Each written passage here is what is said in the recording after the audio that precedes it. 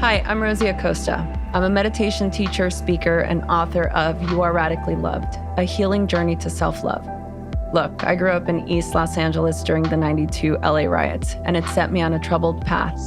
I didn't grow up with mentors in my life, so I turned to reading as many books as I possibly could to learn about the purpose of life.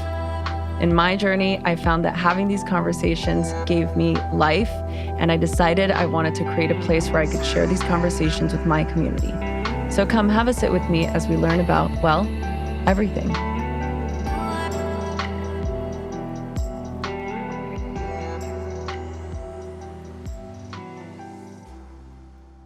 All right, everyone. Hello, and welcome to the Radically Love podcast. I am so honored to bring you a conversation with Marc and Angel Chernoff.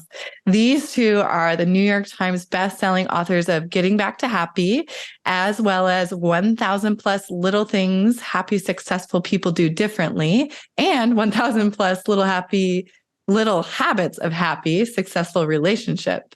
And they have a new book out, The Good Morning Journal, which I have been blessed to receive and have gotten to work with. And I have so many questions for you on this new book and all the other wonderful things that you two are doing in the world. But before I go on, welcome to the show. How are you both doing today? We're doing wonderful. Thank you very much. We're happy to be here. Yes, truly blessed to be here. Thank you. Yeah. Oh, my pleasure. We are so excited. So, okay. I wanted to hear a little bit about your origin story. I feel like this is such a unique dynamic. It's not often that we come across a couple who does this kind of work together and does it successfully. And, you know, I want to hear what struck me was 1,000 plus little habits of happy, successful relationships. It made me think of, I think it's Gottman who does that. Like, you know what I'm talking about? Yeah. And then I think about, I was having this conversation last week with a couple of my girlfriends about the 4 love languages. Mm-hmm. And is that the Gottman work too? No, that is a different author. I forget his name. Right, Miguel Ruiz. No, that he's the 4 Agreements. Oh, that's oh, is that the 4 Agreements? The love languages. Okay. Don Miguel Ruiz is the 4 Agreements, but the 5 love languages, I forget the author of that. But yeah, that's a great book. We read that many years ago. Very influential.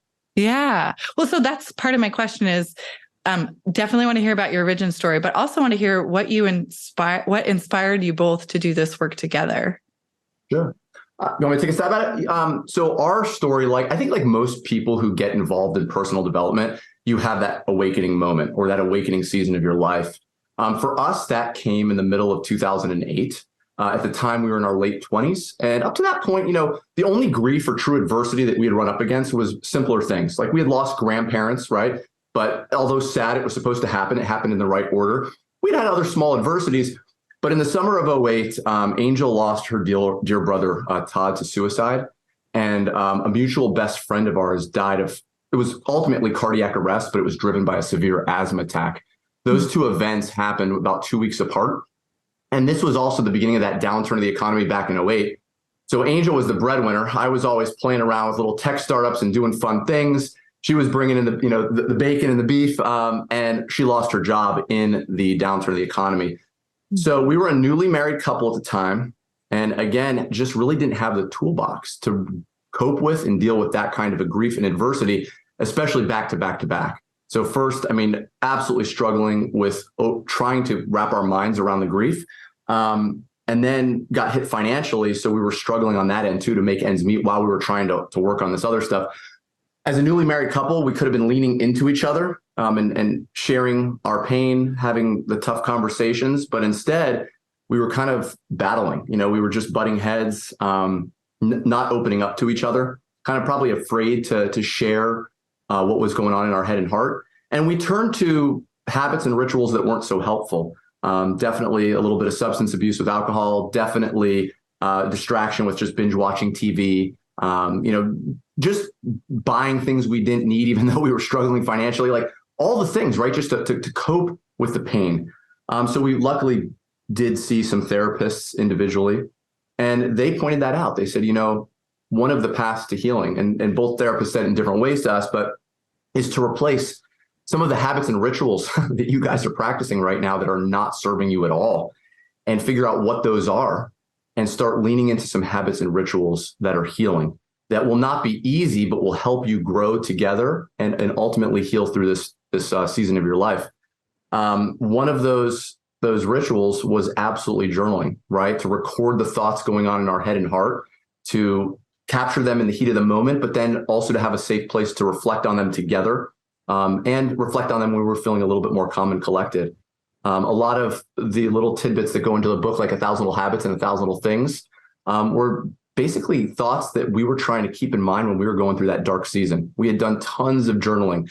We actually started our blog, markandangel.com, as a public accountability journal. We weren't really writing for others. It was a public accountability journal of the things that we were learning that our better judgment said, hey, like we know we should be doing this for ourselves and each other, but we weren't. So we're holding ourselves publicly accountable. We just wrote stories about what we were going through, what we were feeling, and some of the tools that we were using to overcome, to press through.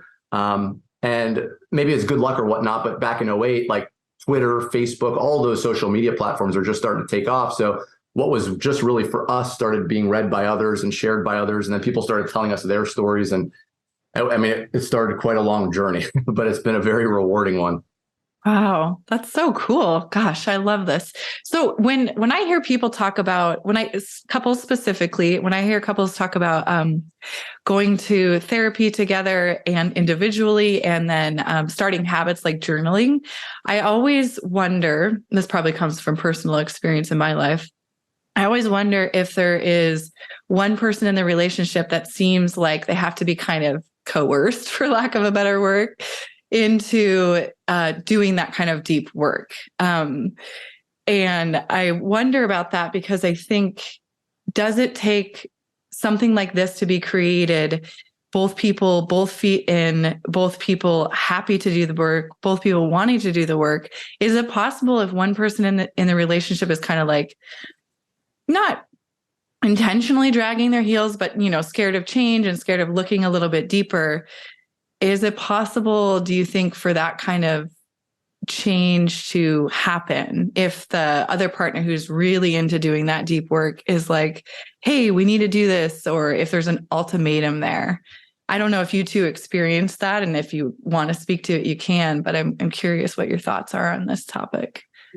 Yeah, I think everyone comes to personal development, self-improvement, their role in the relationship at different phases, right? And so I think it's first accepting like that we each play a part, but that we each may be on a different part of that journey, and kind of accepting where we're at, because I absolutely can resonate with what you're talking about, right? Like it depends on where each person is at. Like you would hope that both take responsibility for their part and how they show up, even though maybe one person may be leading and being like, hey, I really think we need to talk to someone. And hopefully the other party isn't resisting too much. But I think it's accepting where each of us are at in that stage, and kind of like leading by example, but also being patient with like their needs and goals and how they show up. Yeah, I agree. I mean, it gets really messy in there, right? Like the cliche is it's 50-50 a relationship, but that's not reality, right? It's certainly both people are involved in 100% of the relationship,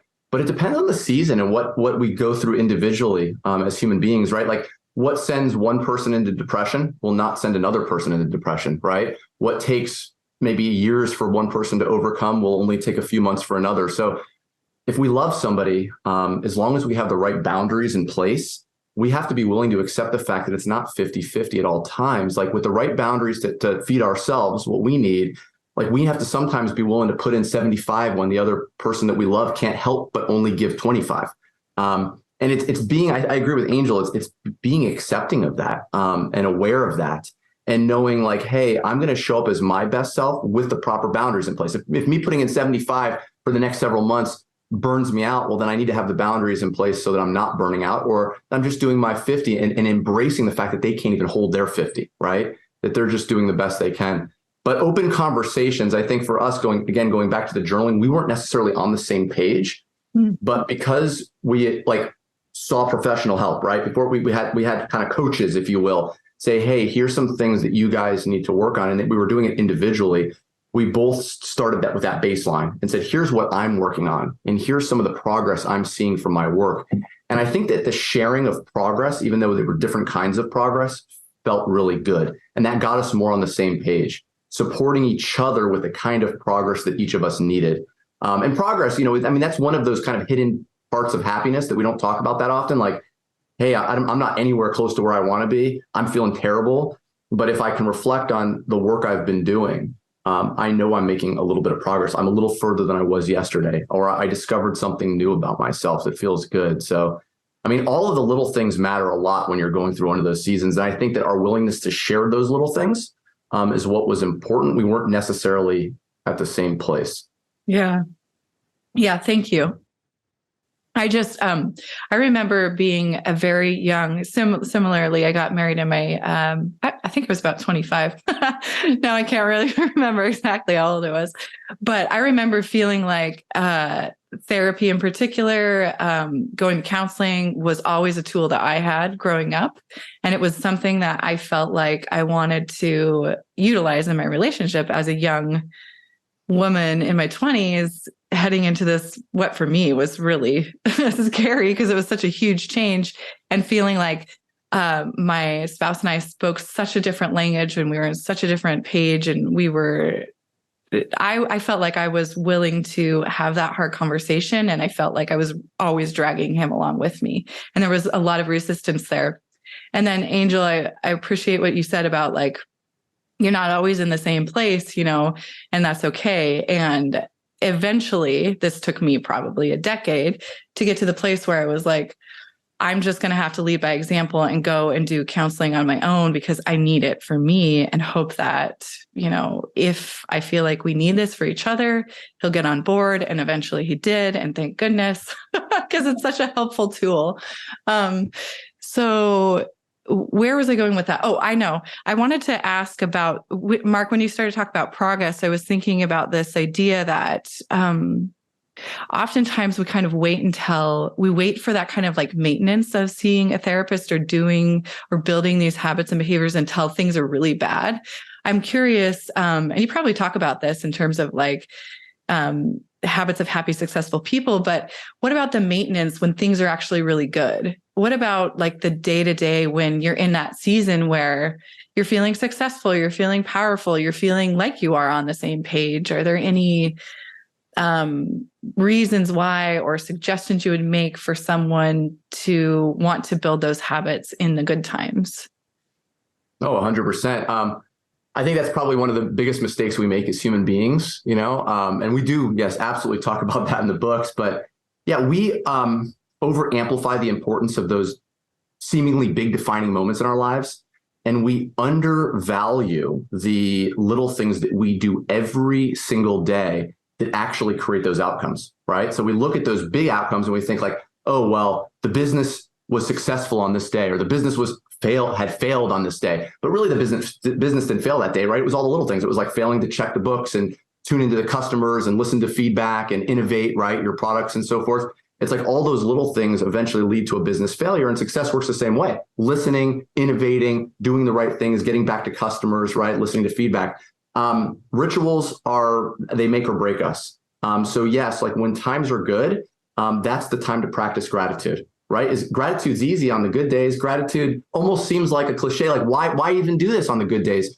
But when you're going through, and Angel, I can tell you from experience, when you are going through one of those dark seasons in your life, the only way that you're possibly going to be able to access those glimmers of a silver lining, those glimmers of gratitude, is if you've been doing it regularly, right? Like in the beginning, we couldn't see anything to be grateful for. But the more we practiced it, the better we got at seeing those little things automatically. But it doesn't happen by default. It takes a lot of practice to get into that rhythm, right? That's the power of affirmation, the power of prayer. It's like, do this stuff regularly on the good days so that on the dark days, you have that a little bit closer to the top of your mind. And that makes all the difference in the world. Yeah. It reminds me of like, what is that saying? Like when you're thirsty, it's already too late, right? Like that you need to just constantly be drinking water and staying hydrated. And I agree with Mark, like the idea is like, oh, everything's happy-go-lucky. I don't have to do anything, right? You're constantly showing up and having rituals in place that put you in that environment.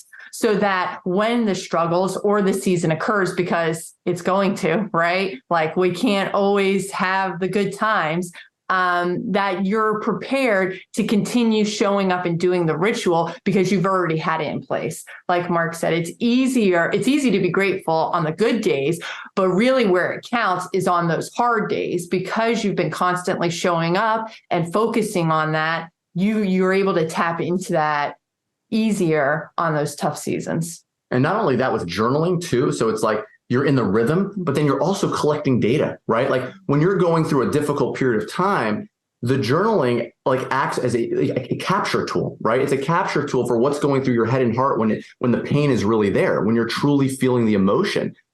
It doesn't mean you should coach yourself in that moment or act on it in the moment, but capturing it is important because that's the raw data. Then going back, I mean, this is really where the power of journaling comes in, is going back when you're feeling a little bit more calm and collected, a little bit more level-headed, right? And centered, going back and reflecting on what's going on in your head and heart during those tough moments can be incredibly enlightening. You know, I mean, it allows you to put, again, a more focused, clear-headed perspective on it, not to look for what's right and wrong in it, but just to look for the patterns, right? To collect the data, so that you can make decisions, logical decisions off of data that you've been acquiring. Mm-hmm. Because again, if a certain situation or person or relationship is driving you to the same level of pain and emotion over and over and over again, reacting in the heat of the moment, and especially if it only happens occasionally, is not a great decision, right? Because then you'll be in that situation. Should I stay? Should I go? I don't know what I want. I'm feeling emotional about it. But again, if you've been collecting data for, I don't know, a year, 6 months, whatever the time frame is, and you spend time when you're feeling calm and collected, reflecting on it, and you look and you go, wow, there is a pattern here of toxicity, of feeling unworthy, and so on and so forth. There's something to work on here. There's data here that tells me I need to make certain decisions logically that help me through this. So yeah, I mean, the process of doing that's a long way, I guess, of us answering. The process of collecting things slowly, having positive rituals that are not just used when there's a fire burning in the room, but literally used every single day, allows you to extinguish those fires. Yeah, it allows you to be better prepared when something catches you off guard. Yeah. Yeah. I love that. Thank you. Well, I'm curious so along with being in relationship with each other, you know, as a married couple, you also have built this business, and clearly it's successful. And I'm wondering I think there's a couple different questions I'm trying to tease out here. And it's around like this idea of being in relationship with each other as a married couple and thinking about how you balance each other out, like what strengths and weaknesses you show up with, how that creates also a business aspect to your relationship that allows you to both flourish, allows you to both have a voice, and allows you to like want to show up every day and continue to work with each other as well as live with each other. I was just wondering if you could speak to that a little bit. It's actually a common question we get all the time. How do you work together? How do you hang out with each other? We have a son, an 8-year-old son. How do you parent together? How are you guys always together? And, you know, for us, first we enjoy each other's company. So we do enjoy that, but also we have different roles. Like we understand like how we best show up in our family, in our business individually, and how we can complement each other versus trying to overstep or put the other person in their place. Like we understand how I show up as a mother and what I do in the house, in the home, and also as a business. And so I think that having distinct roles has helped us stay in our lane, right? And not butt heads when we're trying to say who's right, who's wrong, or you should be doing this. Like there's none of that because we have identified our roles in each category. Yeah, I would agree with that. I mean, it's just having, again, we go back to boundaries. It's having the right boundaries in place that are supportive of what we're trying to achieve. I mean, for Angel and I both, we kind of agreed upon this 15 years ago, and we started leaning into this a little bit more. When people were reaching out through the blog, primarily at the time, saying, hey, like, I totally resonate with your story. Let me tell you mine. What do you think of this? We made that kind of the number one goal was, are we helping people? Right. That was sort of like the business, the blog. I mean, it wasn't even a business really then, but it was the kind of we'll call it the beginnings of it, the seedlings of it. It always came back to that. So collectively, we've said, hey, what we want to be leaning into is this idea that we're, helping people in some way. Knowing that, then it was like, okay, well, how can each one of us, what are our superpowers, right, that allow us to best do that? Angel's I'll admit, way more organized, much more of like kind of a focused business thinker, where it's like, okay, like if we're product launch or something like that, like here is the time schedule to get it done. Here's what needs to be done by certain times. I am way more just kind of shoot from the hip. So she has totally taken control of that aspect of the business. We'll work with contractors and so forth to get things done in a timely manner. I've always been a little bit more of the creative type, a little bit more like, let me throw some paint at the wall and see what works. So I'm always testing new ideas and ways to help people.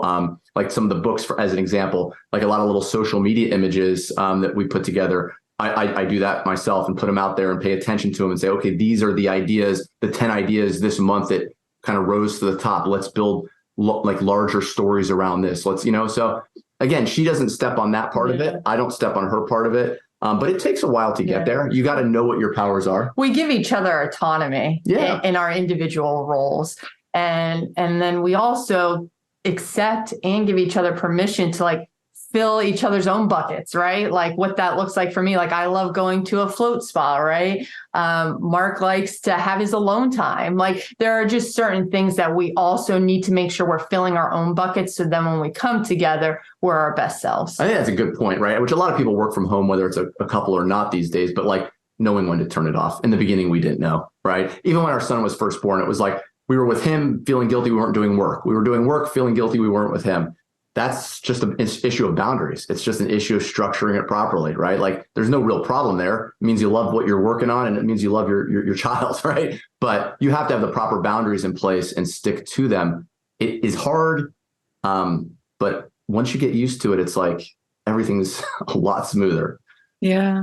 Well, I think I've been trying to figure this out for myself as I've transitioned from going into an office, working in a corporate realm, to working from home in my home office, and knowing that I can easily just go downstairs and, I could always find something to do in the kitchen, or there could always be something to clean. I could always distract myself from work. So you're speaking to boundaries, and also, everything about rituals and habits and behaviors matters when it comes to building, I think it more in, what's the word I'm looking for? More importantly, in my mind, at least, when I'm working from home, because everything is so easy. I'm so easily distracted.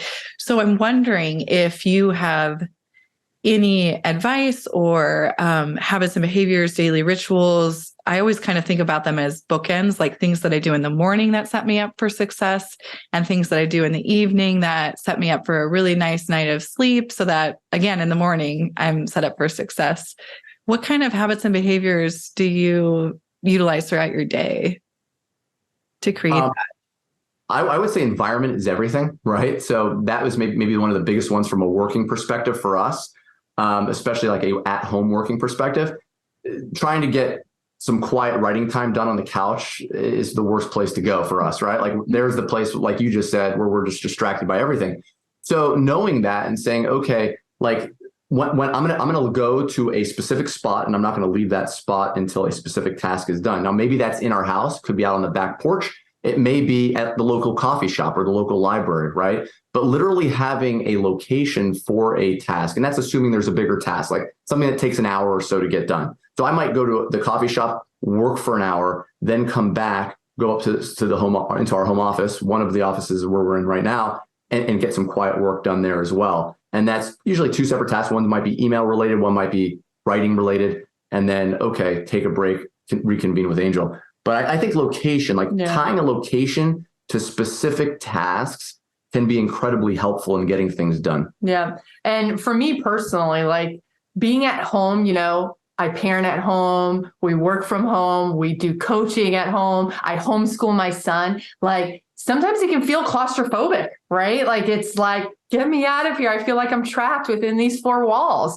And that's okay. And I think it's important to tune into how you feel when you're getting work done and realizing that there needs to be a change, right? There needs to be an environmental change. Like sometimes for me, it's just taking my computer on the back patio and seeing the horizon, right? They say like, if you can see distance, that actually is more calming. So for me, it's just going on the back patio and seeing the tree line and working out there. Sometimes with my son, sometimes we'll go to the library to homeschool one day. So it's like, it's mixing it up and just tapping into what you need. What the strategy Mark had talked about doing a task at a location has been extremely helpful. So if we notice like we're just in a rut, we'll go to a coffee shop to get work done on a Tuesday, right? We'll go to the library. There are other areas outside of your home that can fill your bucket and be exciting. And then also be like, oh yeah, I'm going to do this task and I'm not going to leave here until this task is completed. And it can actually be fun, and not draining and,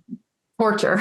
Yeah. Well, we rise or succumb to our environments. I mean, that's the truth. Like, no matter how much willpower we have or how smart or intelligent, whatever we are, or how prepared we are even, like if we're in the wrong environment, we're going to be distracted. We're not going to be our best, right? We're going to be pushing against the wind. We might as well set ourselves up with an environment that works for us.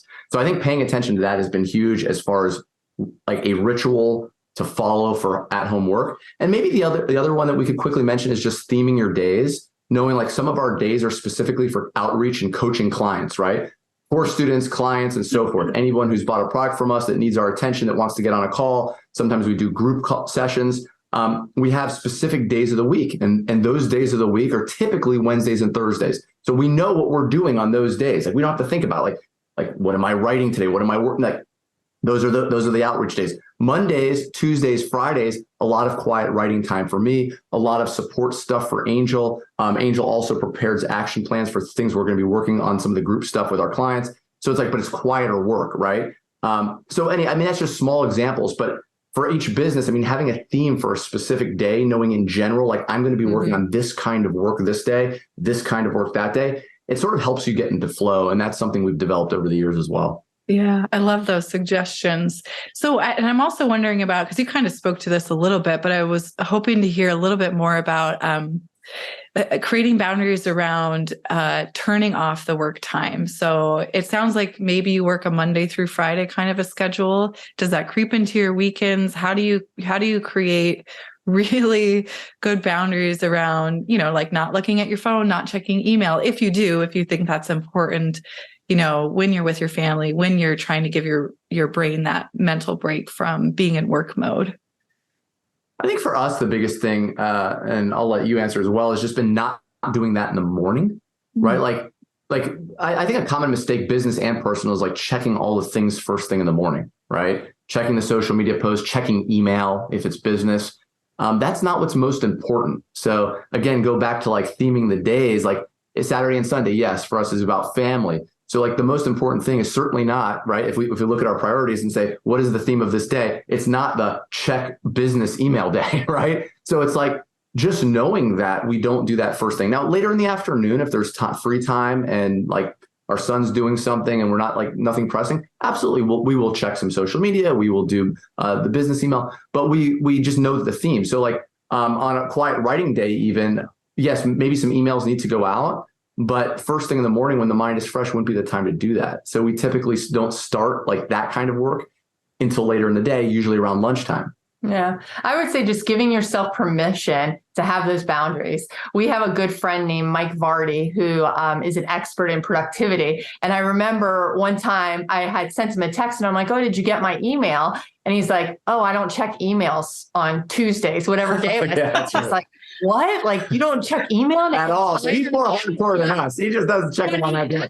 He gave me permission to be like, you're allowed to do that. And so it was funny at the time, but now it gives me permission. Like I don't check email at all on Saturday and Sunday, and the world still spins, right? Yeah. Like it's okay. So it's also like what we're holding ourselves, like the expectations we're putting on ourselves. Like you cannot check email and it's okay, right? There's no fires that need to be put out. And so for me, yeah, it's having those boundaries, right? It's being able to shut it off and be okay with it. And it's going to be tough at first, but then it becomes easy and then it's enjoyable, right? And it's like, okay, so like for me personally, like I don't check customer support email on Saturday or Sunday, and it has been working perfectly fine. You just got to hold that boundary though. I mean, sometimes little notes will tell you, like, have a little to don't list right by your computer, your workstation, or whatever. I mean, I'm telling you that works. It's so hilarious to say it, but like we've done that. Do not check email. It goes on to the workstation area Friday afternoon, right? And now we don't have one right now, but in the past we have because we just were not in the rhythm. You have to be in the rhythm to actually hold the boundary. The question is, how do you get into the rhythm? And you might need visual reminders to make that happen. Well, and like Mark does the majority of our social media posts. If I go in there to put a post, I get sucked into the personal world, right? So I can't do that. So we know that Mark can do the business related stuff, get in there. And for me, I like my to-don't list says, don't check social media till afternoon, right? Like don't check that. These are your priorities first thing in the morning. So I love that. A to-don't list. Yeah. Okay. I need to find my Post-it notes and make myself a to-don't list. I wanted to, there's something so I've been opening the book, the Good Morning Journal, and I have been kind of just opening it and seeing what pops out at me. And it's been really interesting because every time I've opened it the past couple of days, it's open to the same page. And I don't have it bookmarked, and it's not like I've opened it enough to make it, lend itself to that, if that makes sense. But I pay attention to things like this in terms of like synchronicity and, okay, this is the message that I need to learn right now. And if it's okay with you, I'd like to read the one that I keep opening to. And it's called Choose Differently. And so choosing differently, our challenge to you starting today is this: live your life not as a bystander, not as a prisoner to the false beliefs and stories that keep you stuck in your seat. Live in this world on this day and every day hereafter as an active participant. Every morning, ask yourself what is real and important to you, and then find the courage, wisdom, and willpower to build your day around your choice. It's your choice. Your choice. You are choosing right now. And if you're choosing to complain, to blame, to be stuck in the past, to act like a victim, to feel insecure, to feel anger, to feel hate, to be naive, to ignore your intuition, to ignore good advice, to give up, then it's time to choose differently. But let us also remind you that you are not alone. Generations of human beings in your family tree have chosen. Human beings around the world have chosen. We all have chosen at one time or another, and we stand behind you now whispering, choose to be present, choose to be positive, choose to forgive yourself, choose to forgive others, choose to see your value, choose to see the possibilities, choose to find meaning, choose to prove you're not a helpless victim, choose to let go of your false beliefs and stories, choose to find strength in the truth, your truth, so that you can take real steps forward starting today.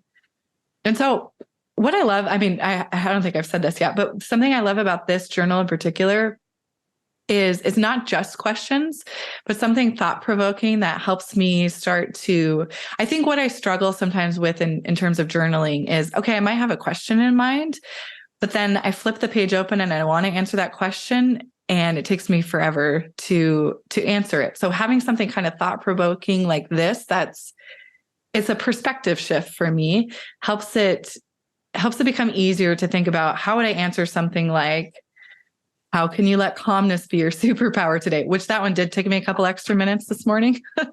But one of my favorite questions in here, and I was hoping that you two would answer this for me, if you wouldn't mind. What is your favorite quote, and what does it mean to you? I just love quotes. Yeah. That's hard to pick one. Yeah. I know. Yeah. Is how you spend your days is how you spend your life. Oh, I do love that one. And that's kind of something we've already talked about, how like it's not about the big vacation or the big defining moment, but it's about the daily activities and the joy you bring into your life on the daily, and the presence and acceptance. And so that really just causes me to slow down and appreciate today, and how am I infusing joy and presence into this moment, rather than waiting, till 5 o'clock, or waiting until the holiday, or waiting until the vacation. So that really brings me back to the moment. Yeah. Presence is everything. I mean, I guess I could piggyback off of that. And it's more like a mantra than it is a quote, but it is a quote to be here now, like just be here now. That's something that I'm always trying to remind myself of, because my mind does, like everybody else's, right? We're always 2 steps ahead, where we're positioning our focus outside of the actual place we're living right now. So leveraging what Angel said, hey, it's like all those moments today that's how we're going to spend our life. Like, let's pay attention to them. That's where our power is, right? Even, the little excerpt that you read from the journal, I mean, it's about taking back control, right? Take control over what you do have power over, and stop being a victim to the things that you don't have control over, right? Like, now the things that happen to you are not necessarily your responsibility. They're not your fault. How about that? They're not your fault. Certainly things happen to us in our lives that are unfortunate, sometimes terrible, and they're not our fault. So we don't want to wish those on ourselves. But although it's not our fault, it is our responsibility to decide how we're going to react to those circumstances. It's within our power to figure out what the next steps we are going to take, right? So while it's not necessarily our responsibility to control every aspect of our lives, we have a lot of choices, and we want to make sure that our energy on a daily, like Angel said, is focused on controlling things that help us live the best life possible, right? Be here now, focus on what you can control, and practice letting go of the other stuff, because that other stuff, I mean, you're just wasting energy, and you're making no progress, like we talked about earlier. Yeah. I love both of those answers. I need to know your answer. Oh, so I had the same reaction that Mark did. And I was like, oh my gosh, I literally wrote, I have so many. My go-to has always been, because I love poetry, and Mary Oliver is one of my favorites. So on the front page of my website is, tell me, what is it you will do with your one wild and precious life?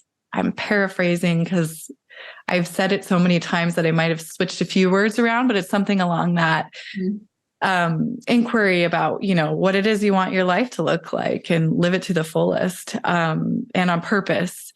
And then recently I read Shoe Dog by Phil Knight, and it's the story of Nike. And whenever I'm reading a book like that, I always have my journal close by, because there are moments when I'm reading something that I'm like, I want to remember that. And he's talking about burnout. Oh gosh, where is it? Oh, when you see only problems, you're not seeing clearly. And so I think that's a really helpful reminder to me when I get kind of stuck in that negative headspace of like, okay, a lot of this is I'm seeing problems, and I'm getting kind of stuck in the problem instead of thinking about, okay, if that's an issue, what's a possible solution? If that's an issue, what can I do to solve? If that's an issue, how can I shift perspective and create something else different than I want to see out of it? So I've been finding that one really helpful today. But yeah, I agree. There's so many. It's hard to choose. Well, even right along those lines, another one that I often reference is, nothing is good or bad as our thinking makes it so. And so when you're seeing problems, well, there's also problems and there's also opportunity, right? So there's perspective, like there's everything, there's multiple perspectives. So it's, what are you choosing? How are you choosing to look at it? Right. Yeah. Yeah. And it's just to me, that's such a beautiful invitation to create something positive out of something that you might view as negative otherwise. Yeah. Perspective shift. Yeah. I was curious if you would help me with this one. The one that I mentioned I struggled with this morning. How can you let calmness be your superpower today?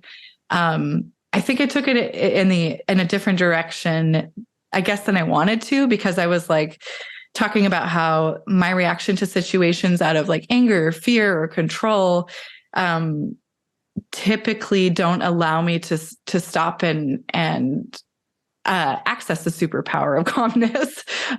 So I guess I was struggling with that. So I was wondering if you two would help me in terms of like reframing. How can you let calmness be your superpower today? Sure. I think at a baseline level, grounding yourself. There's a lot of different ways to do that. But I mean, it could be as simple as, being hyper present and focused on the thing that you're doing, almost like a walking meditation, right? Like when you're done with your cereal, wash your bowl and spoon quietly, focus on actually doing it. focus on watering the plant that you're watering, making the bed. I mean, those are like little seemingly household chores, but it's calming if you can really put your focus on it and be with it. Maybe more popular and more accessible ways would be a workout, right? Not going to a workout to get the craziest workout imaginable, but grounding yourself in the sense of there's a world of things you can't control today, right? But I can control how many reps of this particular exercise I'm going to do and how much effort I'm putting into it, right? Like, and so in a world of things I can't control, I can control getting to 10 reps, right? And just really being with each one of those reps, very grounding. Again, good for the body, sure, but very grounding for the mind. Get in there and do something like that for 15 minutes. I would say meditation, mentioned walking meditation, but just sitting, focusing on the breath, and letting, of course, your mind's going to wander, bring it back to the breath. Like that's something you can control. Forgive yourself for letting it wander, focus on the breath. Doing that even for 5 minutes. I think Angel and I, before we do speaking gigs, we will sit down together backstage and we're doing this individually, but focus on the toes. What does it feel like in your feet? Eyes closed, we're sitting down, focusing on the toes, up into the calves, up into the knees, up into the quads, all the way up through your body to the tip of your head. Just kind of feeling like what it is to be in your body in those different areas. What is the body's sensations? It's like, it's a body scan. It's a quick 60-second kind of meditation, but grounding. So like when you're feeling nervous, when you're feeling off center, when we're about to go out on stage and give a talk, ground yourself first. Find yourself in this moment. Be here now again, so that you can then step into the moment with full presence. And one of the things I love about this journal is we can all interpret these questions completely different, right? And they're all right. And so my take on how can calmness be your superpower today, that makes me think about, okay, bringing awareness to what's my toughest part of the day, right? Bringing awareness to where do I need that calmness, right? Like, what are you going to step into today, Angel, that is going to irritate you, that is going to make your blood boil, that is going to cause you frustration, identifying that. And then how can I bring patience and calmness into that? Oh, I love that one. Yeah. Yeah. Oh, that's so good. Thank you. Well, okay. So I'm wondering, I want to be mindful of your time, and I want to ask you one more question. And I guess I'm wondering if this could be kind of a two-parter, or you could just choose one question to answer. And that is, if there is something that you were hoping that I would have asked you, what did you want to talk about that we didn't get to talk about? Or if there's one's always so hard, right? It's like choosing your favorite quote. But if there's a key takeaway from this conversation that you want listeners to really just embody and resonate with, what would that be? I'll go with the second part. You go with the first part. I mean, I think just a takeaway, be patient and present with yourself. Don't rush it. Build some consistent positive rituals into your life. And they don't have to be big things, little things that keep you on track, that help you maintain your boundaries. Journaling can be one of them. Having a bit of structure in your schedule and sticking to it can be another. Making time for the people who matter in your life is going to fill your bucket to get back to the work that you love, right? Or even the work that you struggle with. But having the right rituals in place, boundaries that support good rituals, not goals. We're not talking about big, heavy goals, because there's a difference, right? Like the weight of the thing I have to achieve versus the little things that I do every day that help me make progress. Make sure that you're maintaining those. I think that everything else comes second. In many ways, you could, as long as you have positive rituals and you check in with your goals once every few months, you don't have to worry about those goals on a daily basis or the heaviness of any of that. Just stay on track, make sure you're moving slightly down the road every day. And give yourself credit for that progress too. Don't just do it, but again, why is journaling important? Reflect on it and then say, wow, I am making progress, and feel good about it. It's worth it. Mm-hmm. Yeah. And I would just go back to the beginning of the conversation when you asked, if someone is resistant to wanting to do the work together, I think it's really important to accept ourselves where we're at in this moment and accept others too where we're at. So much resistance come from wanting things to be differently than what they are. And that's not to say we can't have improvement and can't look forward to change, but we have to accept where we are in this moment and accept where others are and how they're showing up, and remind ourselves we only have control of how we show up, right? And how we step forward. And we can't make positive change without first accepting where we are. So true acceptance, and then of ourselves and of others. And then what's the next right step in the next right direction? So beautiful. Thank you both, Marc and Angel. It's been such a pleasure to speak with you, to get to know a little bit more about you, and to have this beautiful work that you do at my fingertips. I really appreciate it.